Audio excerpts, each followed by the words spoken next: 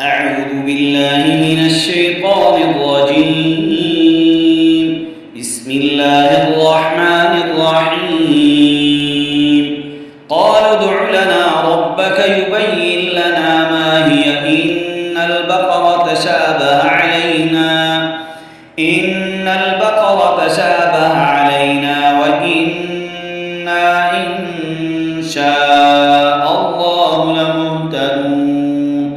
قال إنه يقول إنها بقرة لا ذلول تثير الأرض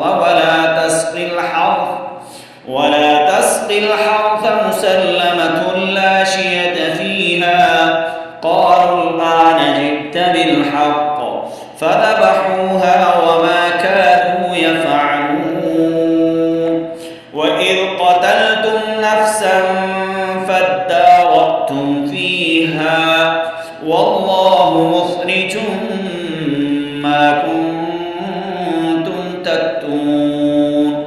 فقلنا اضربوه ببعضها كذلك يحيي الله الموتى ويريكم آياته لعلكم تعقلون.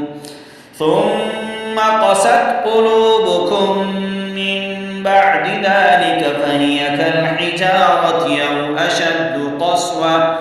وإن من الحجارة لما يتفجر منه الأنهار وإن منها لما يشقق فيخرج منه الماء وإن منها لما يهبط من خشية الله وما الله بغافل عما تعملون. أفتطمعون أن يؤمنوا لكم وقد كان فريق منهم يسمعون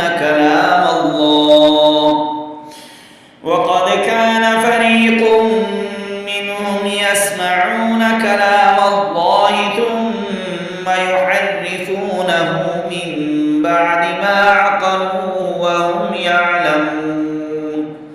وإذا لقوا الذين آمنوا قالوا آمنا وإذا خلا بعضهم إلى بعض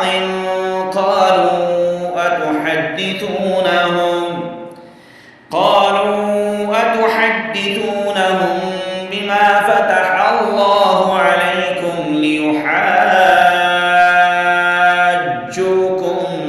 به عند ربكم أفلا تعقلون.